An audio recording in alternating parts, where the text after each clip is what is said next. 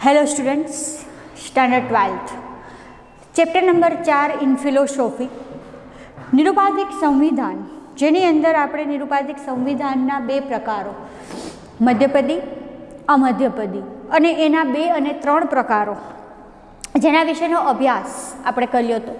इयता अने गुणनी दृष्टिए केवी रीते विधानोने जुदा पाडवामां आवे छे, सर्वदेशी विधानो, एकदेशी विधानो, एना अंग्रेजी प्रतीको अने एमना निरुपाधिक विधानोमां उद्देश्य पद विधेय पद विशेनी समझण आपणे एना पहेलाना विडियोमां जोई हती। हवे आपणे आगळ वधीशुं निरुपाधिक संविधाननी व्याख्या अने बंधारण तरफ। तो जोईए के निरुपाधिक संविधान शुं कहे छे। निरुपाधिक संविधान ए संविधाननो एक प्रकार छे।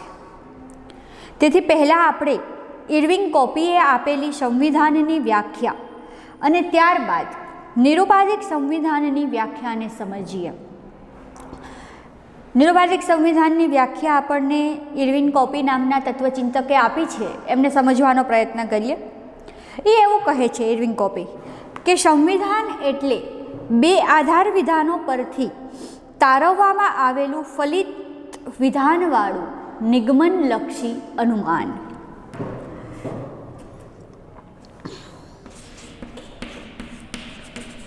संविधान एटले 2 आधार विधानो परथी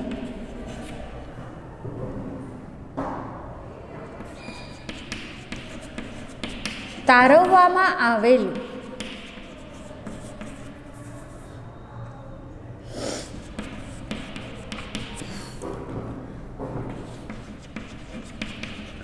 फलित विधानवाळुं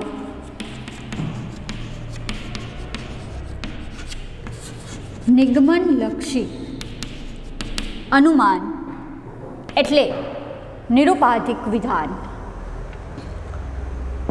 संविधान एटले आधार विधानो 2 होय अने एना उपरथी आपणे एक फलित विधान तारवीए, ए निगमनलक्षी अनुमान एटले संविधान। 2 आधार विधानो परथी फलित विधान पर तारववामां आवेलुं निगमनलक्षी अनुमान एटले संविधान। आवुं इर्विन कॉपी कहे छे। संविधाननी उपयुक्त व्याख्या विश्लेषण करता 3 बाबतो स्पष्ट थाय छे। शुं? तो के संविधान एटले निगमनलक्षी अनुमान,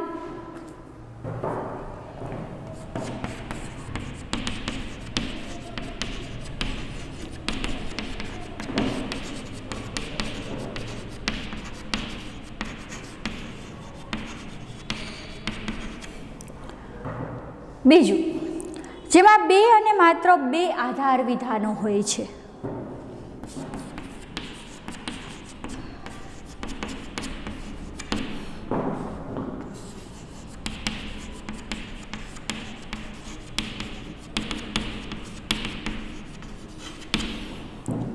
અને ત્રીજું 2 आधार विधानोने आधारे त्रीजું फलित विधान तारववामां आवे छे।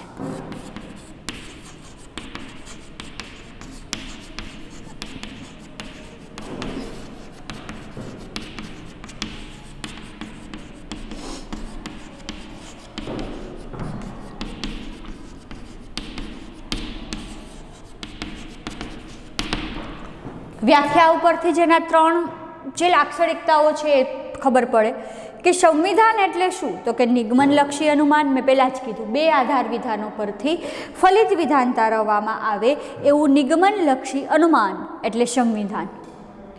बीजो मुद्दो ए पड़े छे कि जेनी अंदर मात्र 2 અને 2 ज आधार विधानो होय छे। तो आधार विधान पर जोयुं आपणे। अने त्रीजो मुद्दो ए बहार आवे छे कि आधार विधानना आधारे फलित विधान ने तारववामां आवे छे। आम पण आधार विधानो होय तो ज आपणे फलितार्थ काढी शकीए छीए। तो आ व्याख्या परथी एना 3 मुद्दाओ शुं बहार आव्या। तो के संविधान एटले निगमनलक्षी अनुमान, जेनी अंदर मात्र 2 અને 2 ज आधार विधानो होय छे अने आधार विधानो परथी फलित विधान ने तारववामां आवे छे। बीजी व्याख्या जोईए कि निरुपाधिक संविधान एटले જેમાંના પ્રત્યેકનો 2 વાર ઉલ્લેખ થયો હોય અને 3 પદોનું બનેલું હોય એવું નિગમનલક્ષી અનુમાન એટલે નિરુપાધિક સંવિધાન. જેમાં પ્રત્યેકનો 2 વાર ઉલ્લેખ થયો હોય, જેની અંદર 3 પદ હોય એવું નિરુપાધિક વિધાનવાળું સંવિધાન એટલે નિગમનલક્ષી અનુમાન. નિરુપાધિક સંવિધાનની ઉપયુક્ત વ્યાખ્યાનું વિશ્લેષણ કરતાં સ્પષ્ટ થાય છે કે કોઈ પણ નિરુપાધિક સંવિધાનમાં 3 નિરુપાધિક વિધાન હોય. હમણાં જે વ્યાખ્યા નવી આપણે જોઈ, ફરીથી તમને કહેતા હોય તો લખીને દઉં કે એમાં એવું છે કે જેમાં પ્રત્યેકનો 2 વાર ઉલ્લેખ થયો હોય, 3 પદોનું બનેલું હોય,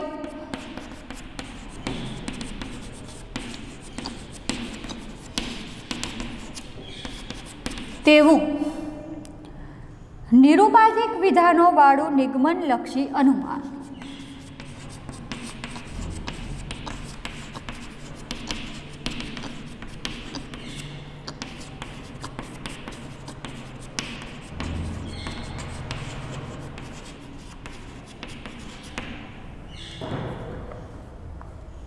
નિરુપાધિક સંવિધાનની ઉપયુક્ત વ્યાખ્યાનું વિશ્લેષણ કરતાં સ્પષ્ટ થાય છે કે કોઈ પણ નિરુપાધિક સંવિધાનમાં 3 નિરુપાધિક વિધાન હોય. આમાં આપણે 2 જોયા હતા, આમાં કેટલા જોશું? 3.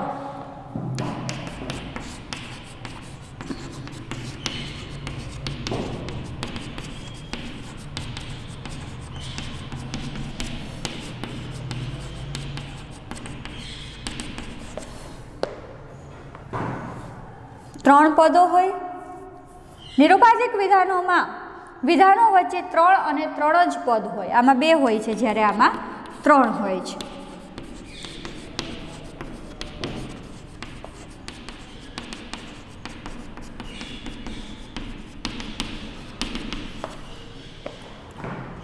આ 3 પદોમાંના પ્રત્યેકનો 2 વાર ઉલ્લેખ થયો હોય.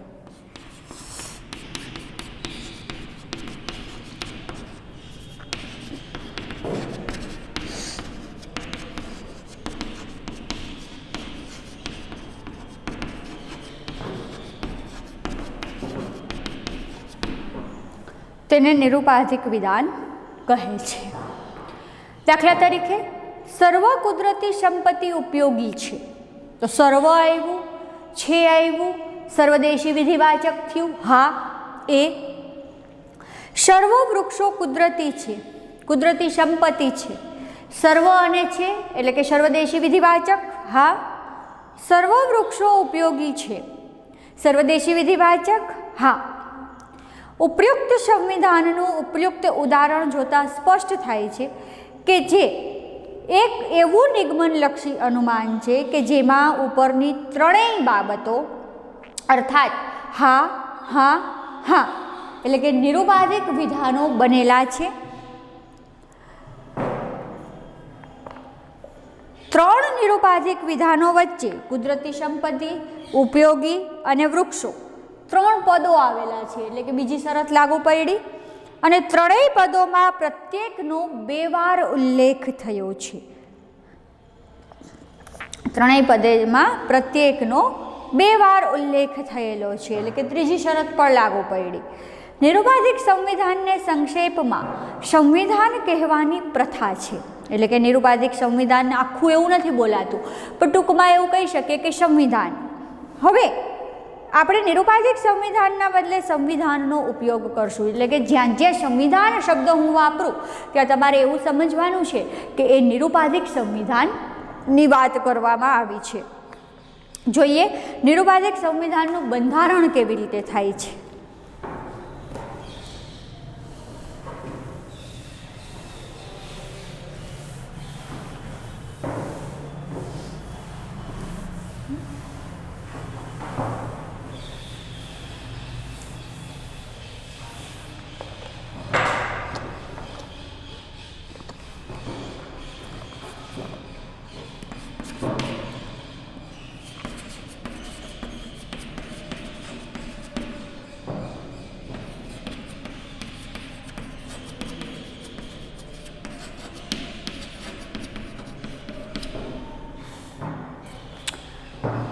નિરુપાધિક સંવિધાનના બંધારણોમાં પદો અને વિધાનો આવેલા છે, એટલે એકમાં પદ આવેલું છે, એકમાં વિધાન આવેલું છે.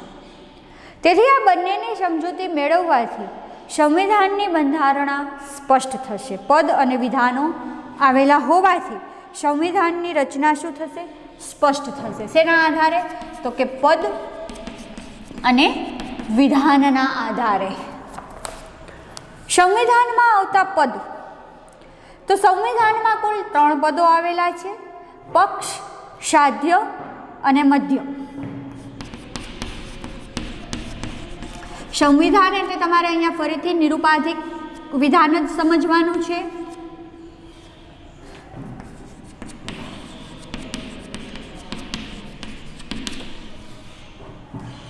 જેની અંદર પક્ષ, સાધ્ય અને મધ્યપદ તરીકે ઓળખાય છે. પક્ષપદ, સાધ્યપદ અને મધ્યપદ. પક્ષપદ એટલે શું? તો કે પક્ષપદ એટલે સંવિધાનમાં ફલિત વિધાનનું ઉદ્દેશ્ય પદ. સંવિધાનમાં ફલિત વિધાનનું ઉદ્દેશ્ય પદ એટલે પક્ષ. સાધ્ય એટલે તો કે સંવિધાનમાં ફલિત વિધાનનું વિધેય પદ.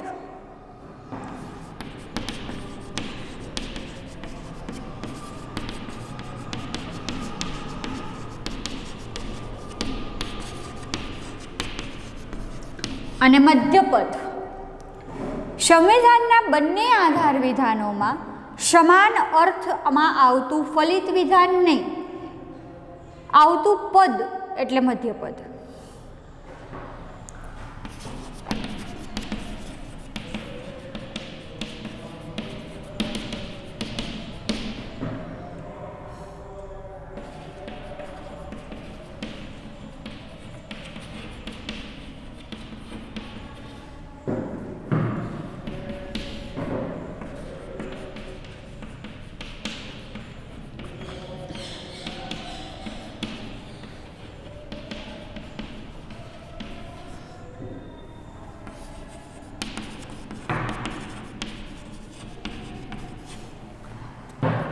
બંને આધાર વિધાનમાં આવે પણ ફલિત વિધાનમાં ના આવે એવું પદ એટલે મધ્યપદ.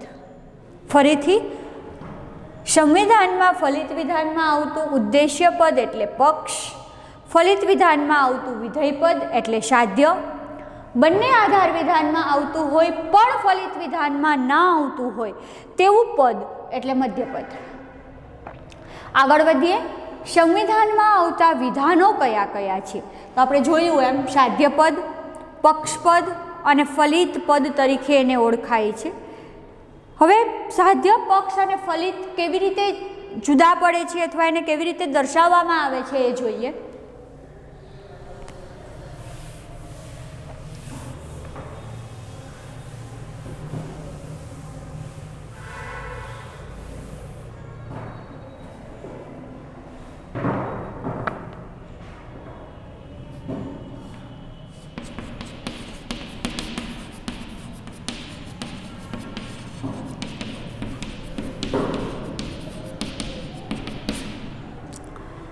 સાધ્યપદ, પક્ષપદ અને ફલિત પદ તરીકે જે વિધાનો ઓળખાય છે તેની સમજૂતી લઈએ.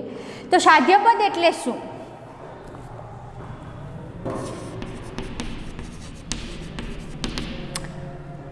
જેમાં સાધ્યપદ આવતું હોય તેવું સંવિધાનનું આધાર વિધાન.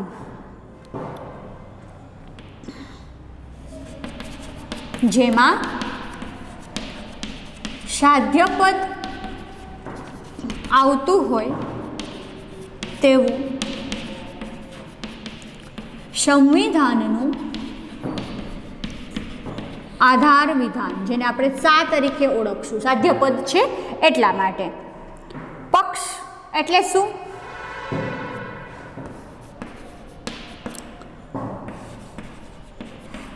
પક્ષપદ આવતું હોય તેવું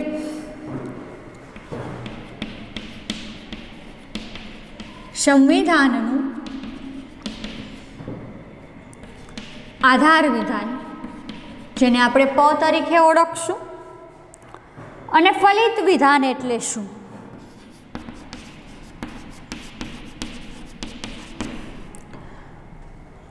તો કે ફલિત વિધાન એટલે સંવિધાનના બે આધાર વિધાનોમાંથી ફલિત થતું ત્રીજું વિધાન.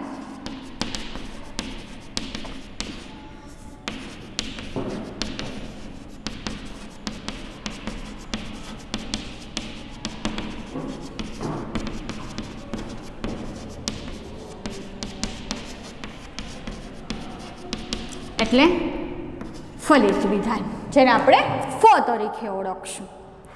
હવે સંવિધાનના પદો અને એનું ઉદાહરણ જોઈએ તો સર્વ ગુજરાતી ભારતીય છે.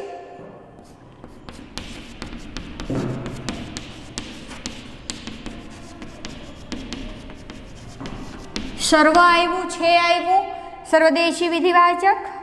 ગુજરાતી શું થશે? મધ્યપદ. ભારતીય શું થશે? તો કે સાધ્યપદ. સર્વ કાઠિયાવાડી ગુજરાતી પદ ગુજરાતી છે.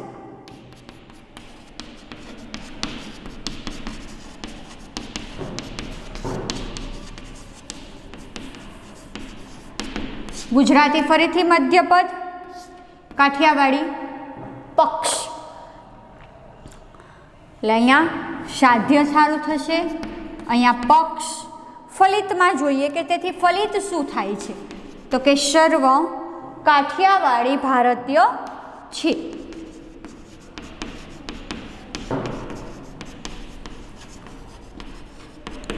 કાઠિયાવાડી પક્ષ થશે, ભારતીય સાધ્ય થશે. ફલિત વિધાન સાબિત થશે. મધ્યપદ બંનેમાં આવે એને. પક્ષપદ એટલે શું આપણે જોયું, અને સાધ્ય એટલે શું આપણે જોયું. ઉપયુક્ત ઉદાહરણમાં ફલિત વિધાનનું ઉદ્દેશ્ય પદ કાઠિયાવાડી પક્ષપદ છે, ફલિત વિધાનનું વિધેય પદ ભારતીય સાધ્યપદ છે, અને બંને આધાર વિધાનોમાં સમાનપણે આવતું પણ ફલિત વિધાનમાં નહીં આવતું એવું ગુજરાતી મધ્યપદ છે. ત્રણેય નિયમો લાગુ પડ્યા. ભારતીય સાધ્યપદ છે અને પ્રથમ આધાર વિધાનમાં આવે છે. પ્રથમ આધાર વિધાન સાધ્યપદ છે, કાઠિયાવાડી પક્ષપદ છે તે બીજા વિધાનમાં આવે છે, અને ત્રીજું આધાર વિધાન પક્ષપદ છે. ત્રીજું વિધાન આ બંને આધાર વિધાનોમાંથી ફલિત થાય છે, તેથી એ ફલિત વિધાન છે. હવે માન્યરૂપવાળું સંવિધાન એટલે શું, કેવી રીતે ખબર પડે? તો કે એની બે લાક્ષણિકતાઓ છે. માન્યરૂપવાળા સંવિધાનમાં આવતા ત્રણેય નિરુપાધિક વિધાનો માન્યરૂપવાળા હોય છે. પહેલું, ત્રણેય નિરુપાધિક માન્યરૂપવાળા હોય છે. બીજું, માન્યરૂપવાળા સંવિધાનમાં પ્રથમ સાધ્ય, બીજું પક્ષ અને ત્રીજું ફલિત એમ ત્રણેય વિધાનો ક્રમમાં ગોઠવાયેલા હોય છે. એટલે કે સાધ્ય, પક્ષ અને ફલિત એ ક્રમમાં હોવા જોઈએ. ફલિત, સાધ્ય, પક્ષ એમ ના ચાલે. એમ ક્રમમાં ગોઠવાયેલા હોય છે. એ બે બાબતને ધ્યાનમાં રાખવી જોઈએ. પહેલી કઈ બાબત કે ત્રણેય નિરુપાધિક વિધાનો માન્યરૂપવાળા હોય છે. ત્રીજું, સાધ્ય, પક્ષ અને ફલિત ક્રમમાં જ ગોઠવાયેલા હોવા જોઈએ. જો આવી રીતે ગોઠવાયેલા ના હોય સંવિધાન કહેવાય નહીં, તો એને માન્યરૂપ સંવિધાન કહેવાશે નહીં. તેથી સંવિધાનની તપાસ કરતી વખતે તે વિધાનોને માન્યના ક્રમમાં સાધ્ય વિધાન, પક્ષ વિધાન અને ફલિત વિધાનના ક્રમમાં ગોઠવાયેલા હોવા જોઈએ. તો અહીં આપણે 4.2ની એક્સરસાઇઝ જોઈએ કે જેની અંદર તમને પ્રશ્નો પૂછવામાં આવેલા છે કે આધાર વિધાન અને ફલિત વિધાન કેવા હોય છે, વિધેયપદ એટલે શું, સંવિધાનની વ્યાખ્યા, પક્ષપદ, માધ્યપદ, સાધ્યપદ કોને કહેવાય, જે આપણે સમજ્યા એ જ બધા પ્રશ્નો આવેલા છે. એના પછી આકૃતિ અને ભેદ કેવી રીતે નિરુપાધિક સંવિધાનની અંદર આકૃતિ દ્વારા આપણે ભેદ છે એને અલગ કરી શકીએ, જોઈ શકીએ, એના પછીના વિડીયોમાં આપણે જોશું. ત્યાં સુધી ખાસ કરીને પક્ષપદ, મધ્યપદ, આધારપદ કે સાધ્યપદની વ્યાખ્યાઓ સ્પષ્ટ કરી લેશો કે જેથી આકૃતિ સમજવામાં તમને હેલ્પફુલ રહે. Have a nice day.